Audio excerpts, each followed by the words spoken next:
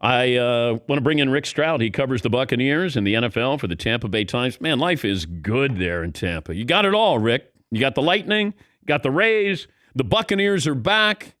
Any worries here? None. It's title town Tampa Bay, Dan. It really is. Unfortunately, it's a pandemic in that nobody can go to the games, right? I mean, they had like 15,000 at Raymond James, but nah, man, this is as good as it's ever been. Explain that first quarter, though.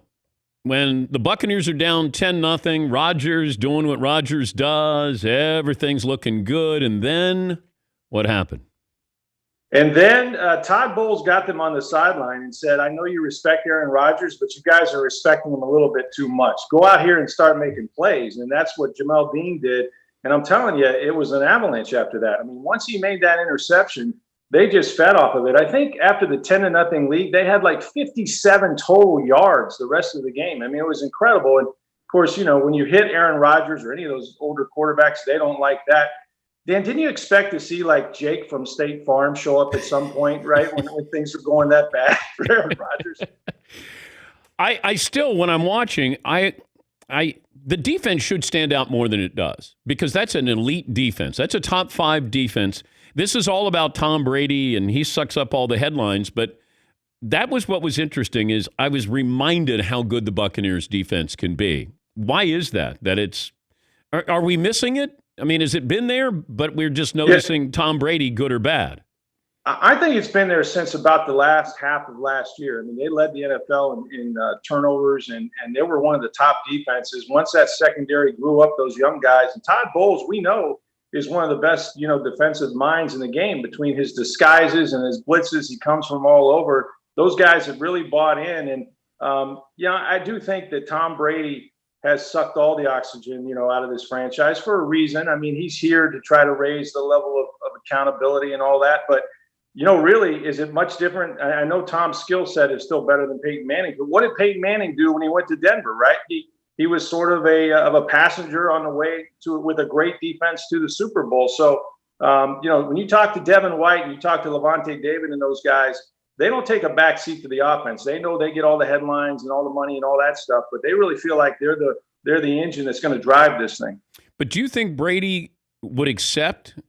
Is he a game manager? I don't know. I'm having trouble trying to read Tom because there are games like yesterday. I think he answered about 4 Zoom questions, and he didn't seem all that hyped up about how he played. He had 160-yard passing. They didn't have a very good start to the game. He's been really good in the red zone, but they've had guys in and out of the lineup. So I don't think he's thrilled with what he's doing yet. But I know he's glad they're winning. I mean, he has said you got to find ways to win these games. And I think yesterday, they served notice. They can beat one of the top teams in the NFC. So let's see if they can keep that going.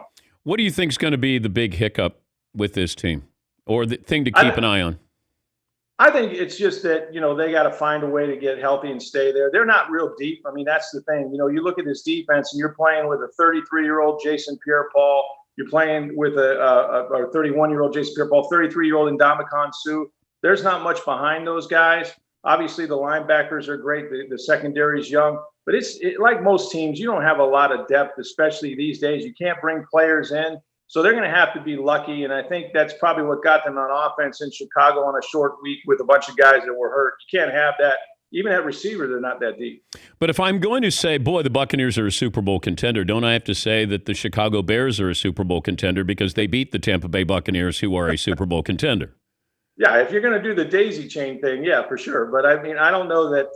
I really believe the Bucs felt like they gave that game away. Look, they had the lead with under 3 minutes to go. Couldn't get a first down. Then, Tom somehow forgets what down it is with the 4 fingers. I still don't know what that's all about. So I think they look at that. There's going to be games where if you're not ready to play, you have over 100 yards of penalties, you're going to lose. It doesn't matter who you're playing. And I don't know why the Bears maybe don't have the respect they probably deserve. But they really felt they gave that game away. Have you driven by Tom's new house that he bought in Tampa? There's some controversy about that. I don't think he bought that. We called the realtor and they go, it's not Tom Brady's house. It's not his corporation's house. It's too small, Dan. It's only 8,000 square feet. I He's living in a 30,000 square foot house right now. I think that would be downsizing for Tom Brady. I don't know that he actually bought that one. Is Jeter kicking him out? Yeah, he's selling it. How much is that thing? Is that a $30 million home? Yeah, I think so. I think it's close to 30 million, 28, $30 million. So I think the rent on that is about 250,000 or so. You can scrape that up, Dan. Why don't we care where Gronk lives in Tampa? I don't know. That's a great question. He had a house down here and he sold it. Now he's back. His mom's just down the road. So Gronk's kind of a mama's boy that way. But I guarantee he's got a hot tub. Oh, yeah, probably several. Don't you? Probably one inside and outside. Got to. Good to visit with you, Rick. Good to see you smiling there. Yeah, well, maybe we can have nice things, Dan. It's on to Las Vegas. Thank you, Rick. That's Rick Stroud, covers the Buccaneers in the NFL for the Tampa Bay Times.